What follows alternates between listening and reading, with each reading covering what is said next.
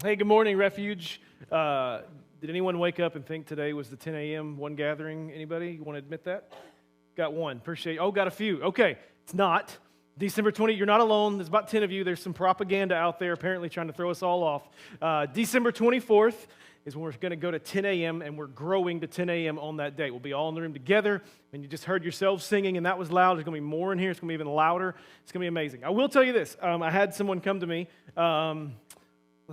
yesterday, and they said, hey, I'm a little worried about it because I'm worried, this is what that individual said, that I'm going to be stuck back there every Sunday with kids and not get to come to the gathering. So as part of this, movement to one gathering creates more opportunities to serve. So if you're not serving, we'd love to get you plugged in. You can do that through the website or just by reaching out, and we'll get you connected. I had one other thing, and I forgot what it was. It just went away. It was really important. I know what it was. Yesterday and Friday, we spent, I wasn't here Friday. It was your Saturday. And then we spent a good bit of time distributing so many of the toys that were given. More than like 50 bikes were given. That was really cool.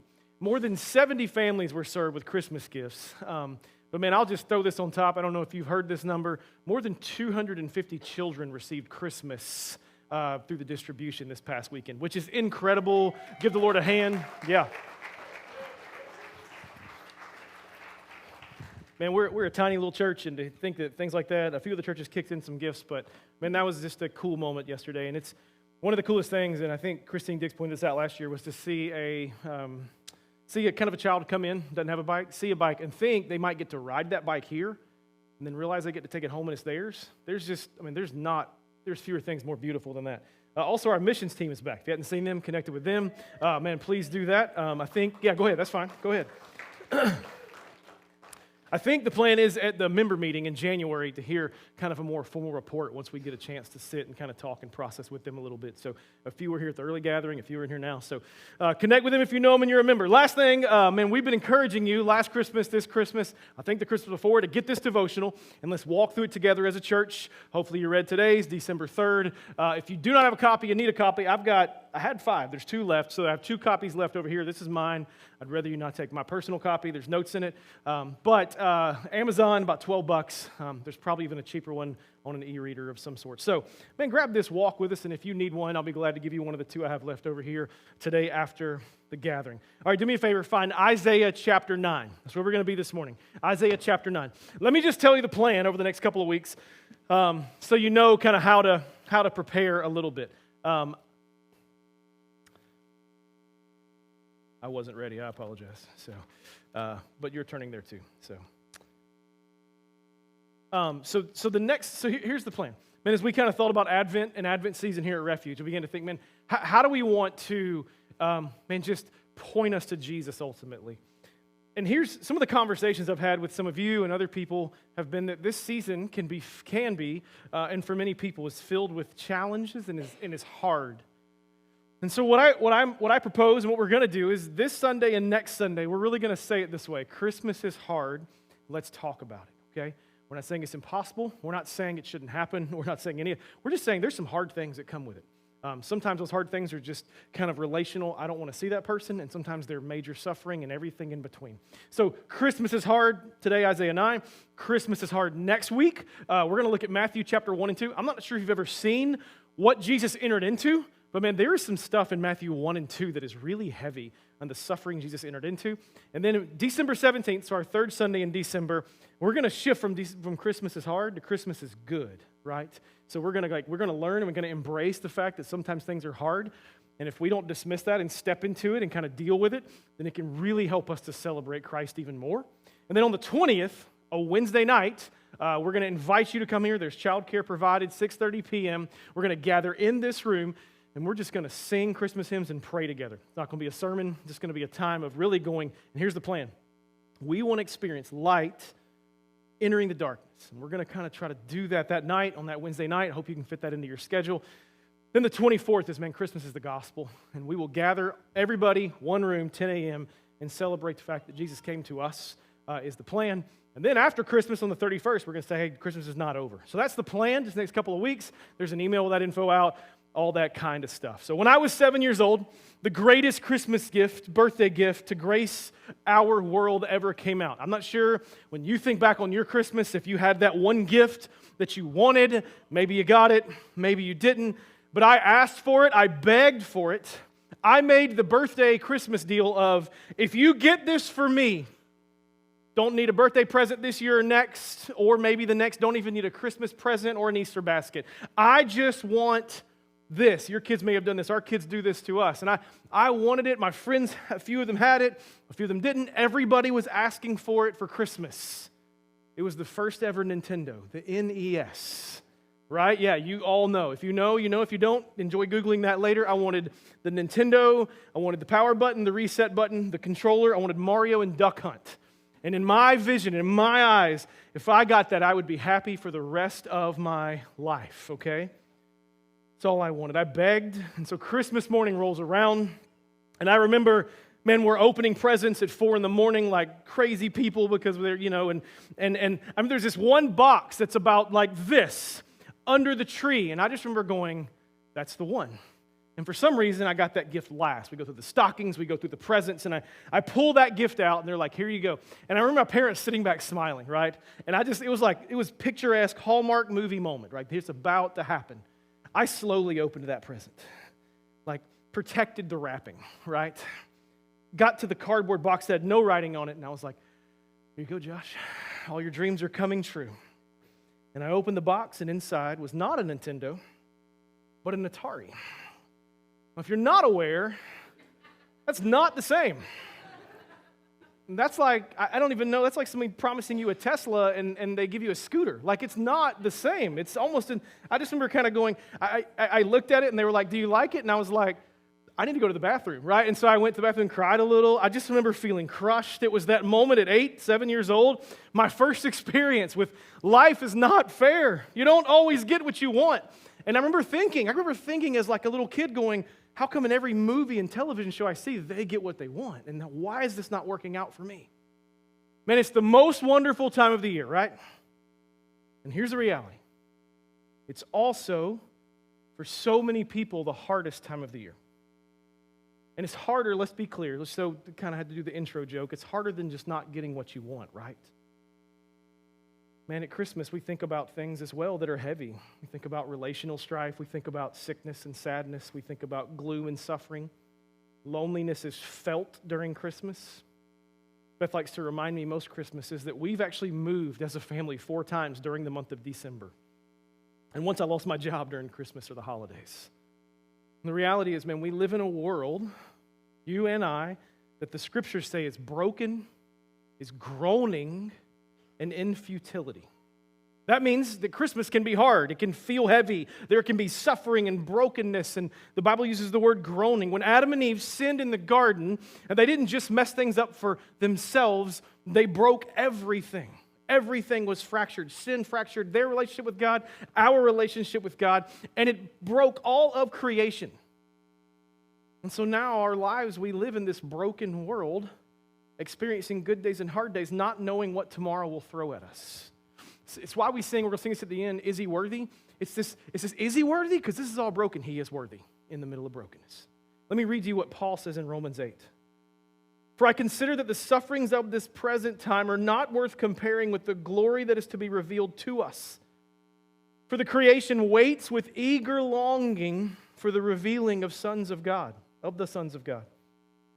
For the creation was subjected to futility, not willingly, but because of him who subjected it, in hope, that is, creation itself will be set free from its bondage to corruption and obtain the freedom of the glory of God, of the children of God. And this is what it says, for we know that the whole creation has been groaning together in the pains of childbirth until now. And not only the creation, but we ourselves, as we wait eagerly for adoption. The adoption we have in Christ, right? For in this hope we were saved. And he says this, now hope that is seen is not hope, for who hopes for what he sees? But if we hope for what we see, then we wait for it with patience. And so Paul describes that, man, if you feel a groaning, a suffering, a hardness, you're not alone. It's actually very normal. Christmas is hard, man, for so many reasons. So many are going to experience loneliness at Christmas. Some will experience one less stocking or table setting this year due to the loss of a loved one. When sickness and hospital stays steal people's time and happiness throughout the year, making Christmas harder. Lack of finances or a job to provide to have a great Christmas like we see on TV, it hurts when it's not there. Listen, there's some realities that may sound silly, but they're actually really impact us. We might feel forced to see people we don't want to see. Some folks laugh at that, but it causes real emotional challenges. Some might have to travel to certain places or do things with others they don't want to do at Christmas. Christmas can include upsetting situations, can take us back to experiences we had as adults, Ataris, and also on a really heavy side, remind us of abuse or places that we experience really negative things. The wounds of trauma can be re-exposed.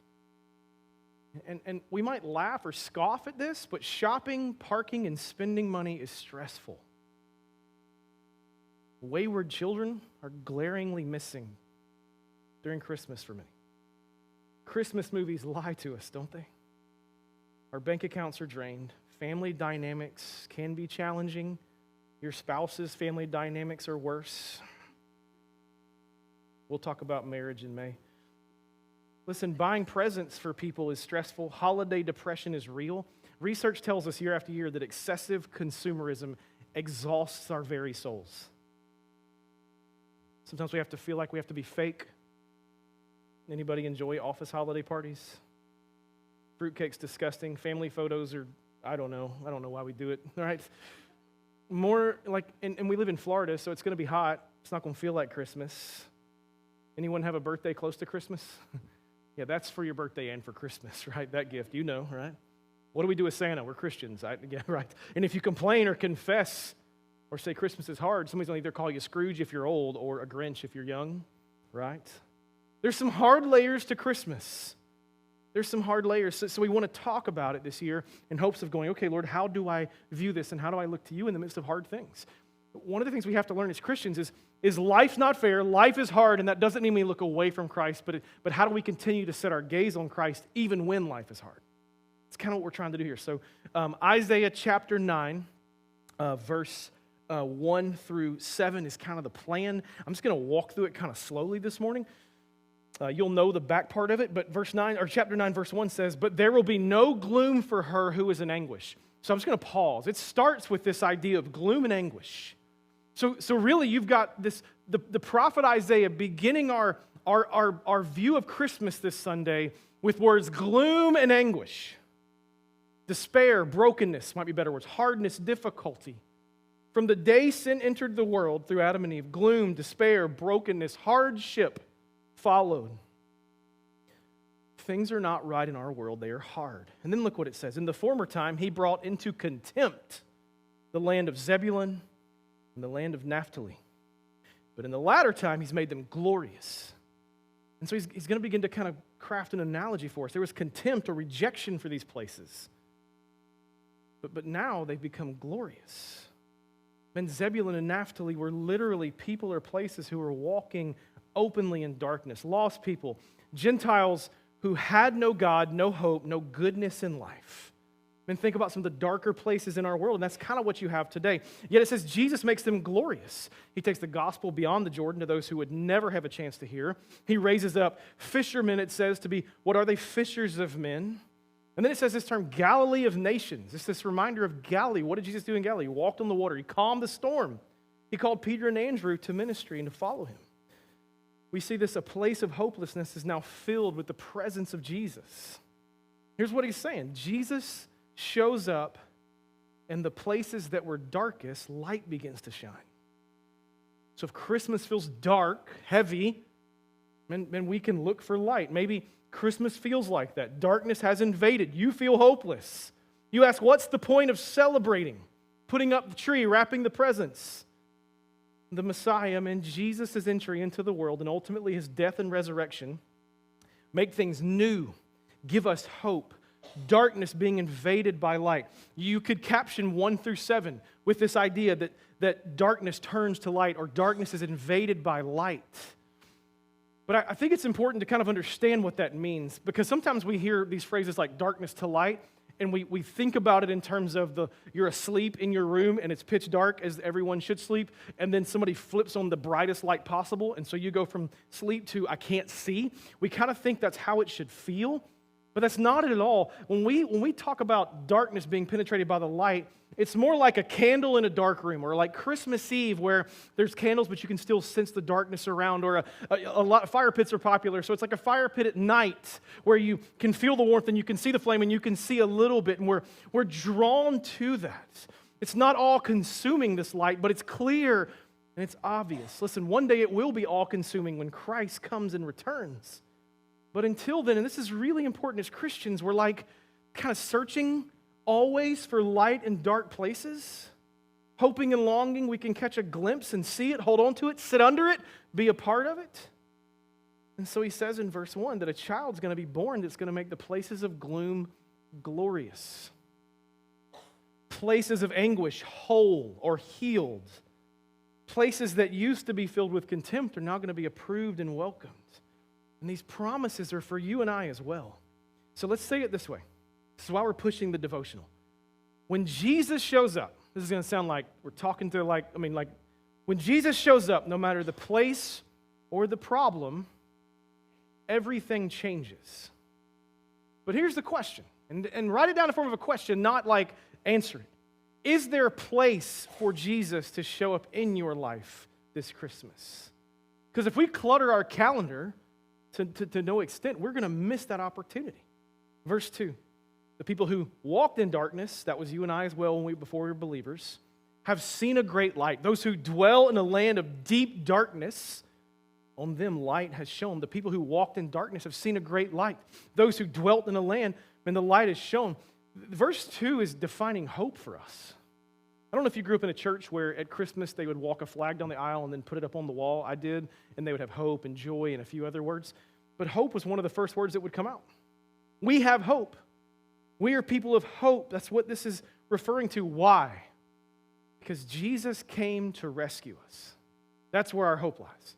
Because Jesus had to suffer to rescue us. Because Jesus entered our suffering to rescue us. We find hope in remembering that Jesus came and suffered it, and in his suffering he offers rescue. This darkness invading light being described in Isaiah 9 is a picture of hope. Like, this is why we do Christmas trees. If you do a little bit of real deep research, to remind us, those twinkling lights on the tree in the dark. I don't know about you if you're this way. One of my favorite things to wake up in the morning to during Christmas is to walk upstairs when all the house is quiet and still, and all you can hear is the rumble of 30 fans in the house, right? Were you alone in that? Okay. And you walk upstairs and there's a Christmas tree and it's the only thing on, and it's just twinkling and bright in that moment. That's just so joyful to me. And when it goes down and there's that dark spot for those next 6 months, because we leave ours up a while, I don't know how you do, it feels dark to me. This is why we do Christmas trees, to remind us, and as these lights that twinkle in darkness, that we have hope, no matter how dark it feels. Verse 3, he says, you have multiplied nations. And then he's going to get all happy. You have increased its joy. They rejoice before you as with joy at the harvest, as they are glad when they divide spoil. So here's what verse 3 is telling us. When light shines on darkness, joy follows. And this is why repentance can be so beautiful, because when we expose our sin to the Lord, it's not out of, oh gosh, he's going to smite me, right? But it's, man, joy will follow this because light has been shed on darkness. Because of the light shining into darkness, it says people have responded with joy. And everything doesn't have to be perfect or easy for there to be joy. In fact, most of the time, real joy happens in the midst of hard things, pain, suffering. And when that happens, it's a reminder that God is with us. It's a reminder of Emmanuel.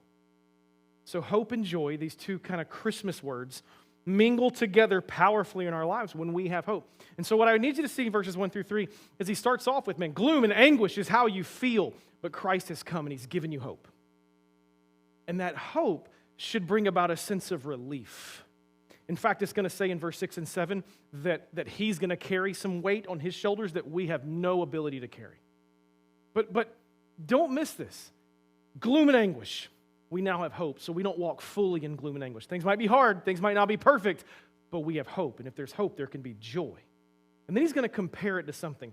Now, this is one of those crazy left turns that sometimes Scripture takes, where you're just like following along, and then this is what it does to us. For the yoke of his burden and the staff of his shoulder and the rod of his oppressor you have broken as in the day of Midian. For every boot and tramping warrior in battle tumult and every garment rolled in blood will be burned as fuel for the fire. Merry Christmas. But so when we come to a place where it's like, okay, why did they put those verses there? We really need to ask why and kind of dig in. And so if you begin to dig in, one of the things you see is at the end of verse 4, it talks about Midian. And so if you're unaware, and you can write this down, there's an account in Judges 6, chapters 6 and 7. And in this account, there's the account laid out in Judges 6 and 7 is how Midian has taken Israel as its captive. It is Israel, God's people have been enslaved to the Midianites. And the Midianites are evil, corrupt people who are, what this says, it says there's a yoke of burden, a staff on the shoulder. They're an oppressor, if you see that word. They are oppressed. So Israel is oppressed by Midian. And so what happens in Judges chapter 6 is this guy named Gideon shows up on the screen. It's not on the screen, in the Word. And in the Word, you see in Judges 6, you see Midian show up, and God calls him a mighty man of valor. You can go kind of read this later. And then God's going to call him to go build an army and take on the Midianites by himself, which is impossible. The Midianites are undefeated, unconquerable. The Bible's going to describe them as their numbers are as vast as the sand on the seashore. So God's like, all right, Gideon, get some people, go take them out. But the story goes, Gideon gets a ton of people, and God goes, that's too many people. And you got to go, Gideon's like, you sure? It's kind of, if you read between the lines, and God's like, yeah, I'm sure. And he says, go to the creek, drink some water, and those who drink it with their hands, set them over here. Those who just stick their face in the water, stick them over here. And so the number who stick their face in the water are really small. He's like, all right, take them. There's 300 and go take on that whole army. And Gideon's like, are you sure? And God's like, yes, I'm sure. And so in chapter 7, Gideon takes them, splits them into 3 camps, it says, and they head into Midian to relieve the oppression or the slavery that Midian holds over Israel. And the story of the account goes that Gideon gives the signal and they go in, and it says the terror of the Lord falls upon the Midianites in such a way that they end up fighting each other and taking each other out. And the way the Bible describes it is this. God causes the terror of the Lord to come upon them. And light from Gideon's army of 300 rips through the darkness of Midian, the evil forces of the Midianites. And they turn on one another and they destroy one another. And so if you're like me and you have ADHD, you go, that's great. What does that have to do with Christmas? This is a picture for us of hope. This is a picture of what a child born in this passage would do. And they're describing the feeling they had. The feeling those Israelites had on the other side after seeing God show up and save them and release them from oppression. And they're also pointing us to Jesus, that Jesus, through his death and resurrection, just like Israel, through Gideon's leadership, defeated the Midianites and the yoke of sin and the yoke of oppression, Jesus, through his death and resurrection, has defeated Satan's yoke of sin and death on you and I. That Satan's oppressiveness, so hear this Christmas, is no longer has a hold on you if you are in Christ. Satan turned his evil weapon of death on Jesus, and in doing so, Satan destroyed himself and raised up Jesus. So now those who are enslaved to Satan through fear and death have been released to serve God in hope and in joy. And so what they're describing is we were once oppressed, now we're not. Look at the hope we have. And he says, and if you're kind of following along, you don't really get verse 6 if you don't understand verse 4 and 5. Because just as God saw Israel oppressed by Midian, he heard Israel oppressed by Midian, and he saved Israel who was oppressed by Midian. God saw them in their gloom and their anguished state, and he sent Gideon in the same way. Listen, he sees us in our anguish and our gloom and the hardness of Christmas, and he sent Jesus. Look at verse 6. For to us a child is born. To us a son is given. To us, the Son of God, a son is born, a son is given, the Son of God. Listen, to us, refuge, Jesus was sent to save us. He came for us. And here's like the best part. He didn't have to, he wanted to. I don't know kind of how your experience has been. I told you I lost my job at Christmas years ago. And that year, I lost my job and didn't know how I was going to do Christmas, pay for Christmas. And one morning I went to church, and I'm heading back out to my truck, and I'm getting in the truck, and someone had shoved an envelope into the window crack of my truck, and it had landed on the seat, and I got in and picked it up, flipped it over, and it said in blue writing, somebody had taken a Sharpie and written, "For Christmas." And I opened it up, and there was several $100s. I don't know who did it. I don't know why they did it. I don't know what the Lord did in that moment to provide and to speak to them in such a way that they would do that. But I know an undeserved gift was given to me on that day. I don't know who did it. I don't know why they did it, other than they were being obedient. It was shocking. It was undeserving, yet it met the need. And so when I read "To us a child is born," I'm reminded that an undeserved gift of Jesus being sent to me was given. A shockingly undeserving gift. And it says a few more things. It says the government will be on his shoulders. You've probably heard that if you've been around Christmas. That's not that he's going to be the president of the U.S. This government is talking about how he's going to govern his people. That because he's defeated death, he now exercises oversight over his people.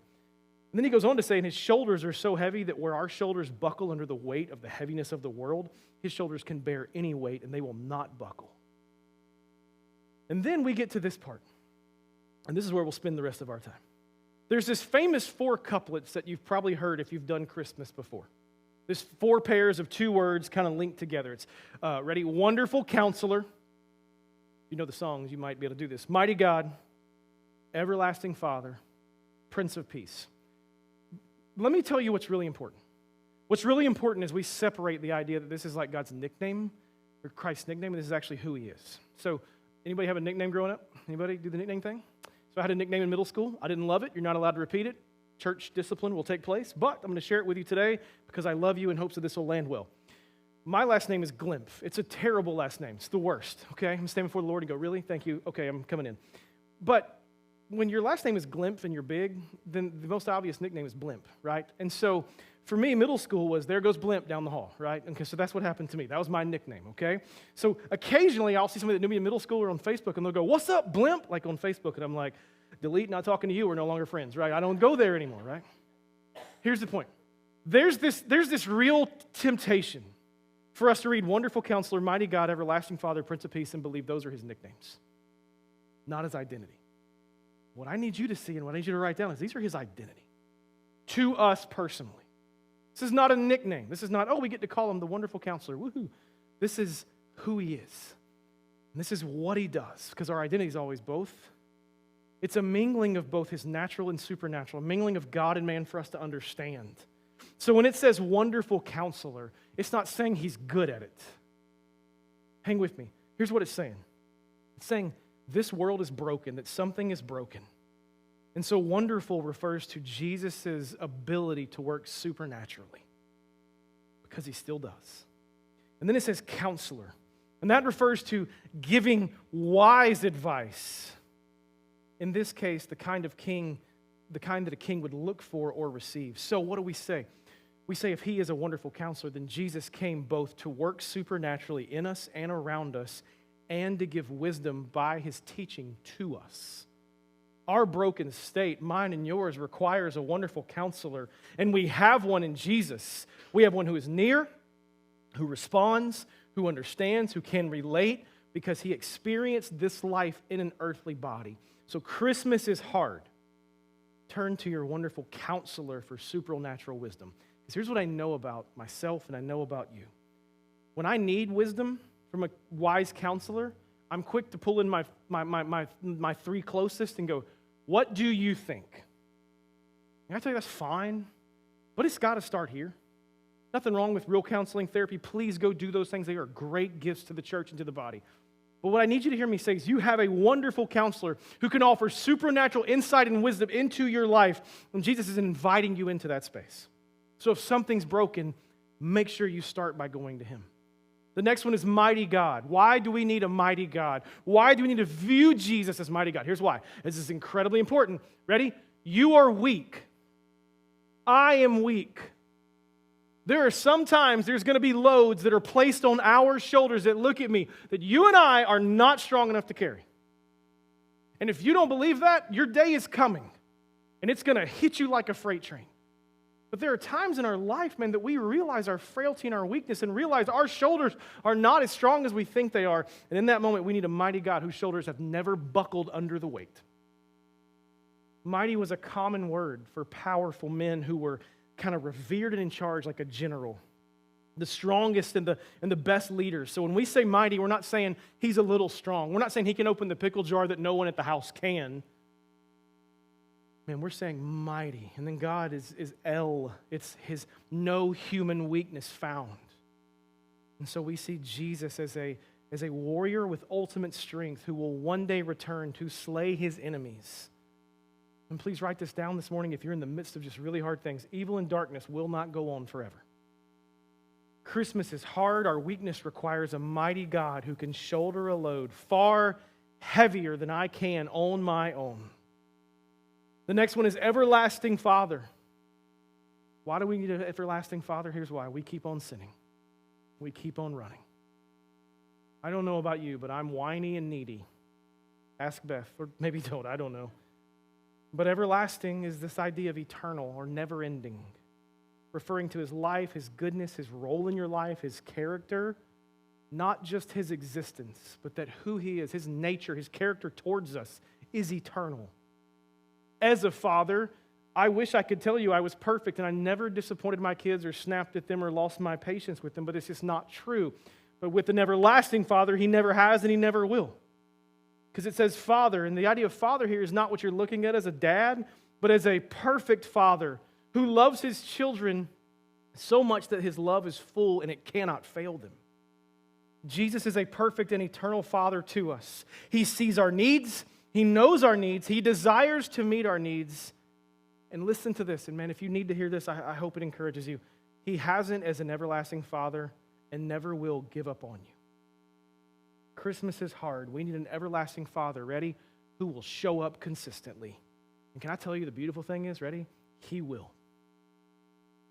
And then the last one is Prince of Peace. So we read Prince and we think the son of a king. But that's not what it's saying. It's actually more talking about a government official or a ruler. It's saying this prince is saying he's official. He has an office over something. He rules over something. And what does he rule over? Peace. If you ever kind of, just want to read Isaiah 53, it's my favorite passage in the Bible. And it says this in Isaiah 53 about Jesus. It said that the punishment that brought us peace was upon him. Here's what that means. It means the fact that you can experience peace today and that you will experience peace once for all in eternity is because he was willing to suffer in your place. And so the Prince of Peace, man, in him, in intimacy with him, provides peace. And what is peace? It's calm. Free from disturbance or agitation.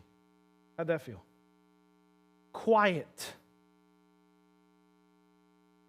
Like, I love my kids. Tranquility. Listen, there are 3 types of peace. Ken Sands in his book Peacemaker says we all long for. We all long for peace with God, and that was made available through Christ. We all long for peace with others, and that's made available through the Holy Spirit. And we all are looking for peace within. Peace within comes through intimacy with the Father. That's it. That's the secret. Christmas is hard. It's busy, and hear me, it's full of interruptions. We need the Prince of Peace to come and rule over our lives and our hearts and to reign. And that happens in intimacy with the Father. Don't be quick to walk away from it. This is the Messiah we all long for when life is hard. One who's a wonderful counselor, because at times we need help. One who's a mighty God, because at times we feel our weakness. One who's an everlasting Father, because there's those who need a Father to consistently show up. And a peace, a Prince of Peace. Those who feel lost in a sea of holiday chaos. Let's kind of finish it out. Of the increase. So this interesting word in verse 7, it says, of the increase. That's a really bad word for that translation. A better word is vastness. It's that we don't really have a word. Of the vastness of his government or his rule, and of peace there will be no end. On the throne of David and over his kingdom to establish it, uphold it with justice, with righteousness from this time forth and forevermore. And then it says this. How does he do all that? The zeal of the Lord of hosts will do this. Now, how did Jesus come to save? The zeal of the Lord. How did Jesus give his life? The zeal of the Lord. How did Jesus save the Midianites? The zeal of the Lord. How will God meet you this Christmas when and if things get hard? The zeal of the Lord. You might be going, great, thanks. I don't know what that means, the zeal of the Lord. I don't use that word a lot, Josh. What does that mean? So again, the zeal of the Lord refers to this. And then you can write these two words down, intense devotion. His intense devotion to love his people. It's what drives him to us. That's what that zeal, when we read in Scripture, the zeal of the Lord is doing something, we're reading this. His intense devotion to love me is driving me back, is driving him to me. His intense devotion is causing this. He is intensely devoted to you.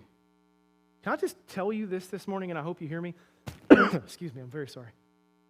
Like, God sees you. If you feel like everything is heavy, and everything sucks, forgive my language, and everything's falling apart, and no one sees you, can I just tell you that Jesus does? And he's not taking his eyes off of you. This is the idea of the zeal of the Lord, is that he's intensely devoted to you, to the point that we're not even capable to probably understand his devotion to us. His zeal will not end for you. He sees you and he is intensely devoted to you. And what I'd like to do is close out that passage with looking at John chapter 1. I'm just going to read it. I'd love to read it over you, the 18 verses. You heard Stephen read a little bit of it earlier. But we ask, so where do we look when all this is hard? And so however you want to receive this, and Scripture teaches that Scripture alone is sufficient for worship. So this is an opportunity for us to worship as we hear the word read. So if you want to close your eyes, if you want to, however you need to posture yourself, that's fine. But John 1, verse 1 says, in the beginning was the Word, and the Word was with God, and the Word was God.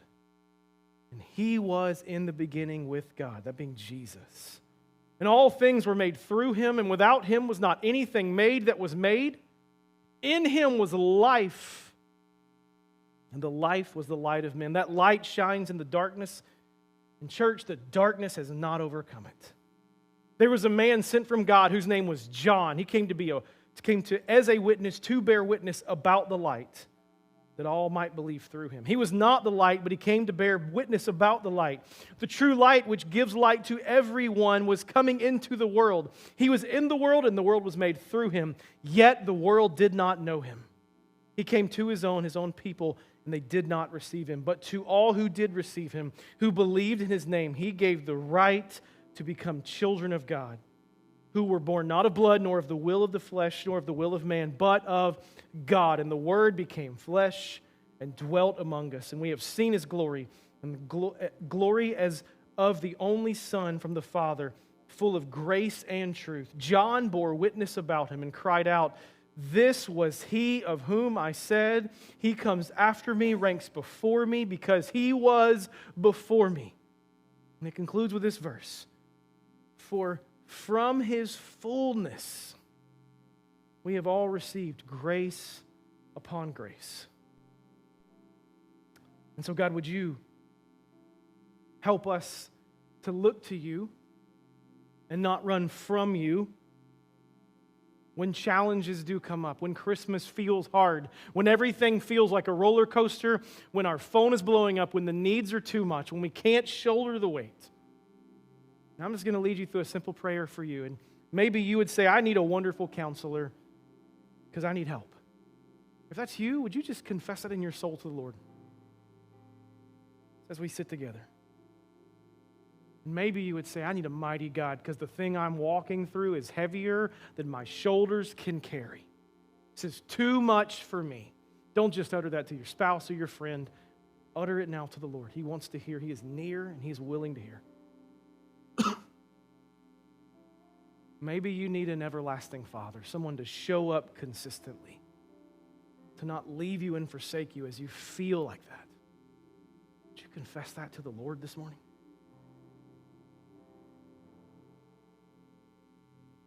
And I think this is for all of us, but Lord, would you pray for peace? I pray the Lord would help you to find peace in intimacy with Him, in sitting with Him and being alone with Him. I'm going to ask the band to hold off for about a minute to play and just give you another minute to sit quietly with the Lord. And they're going to lead us through the song that you know, "Is He Worthy?" And when they begin to lead us, if you want to stand, stand. If you want to stay seated, stay seated. That part doesn't matter. What does matter is I want you to pay attention to the words. And as the Lord leads and as you feel led emotionally, would you respond to what you believe? Is he worthy? If he is, say it. If he's not, say, Lord, I don't know that I believe that. Would you get me to that place? We want to give you about a minute to sit quietly, and then we'll sing together.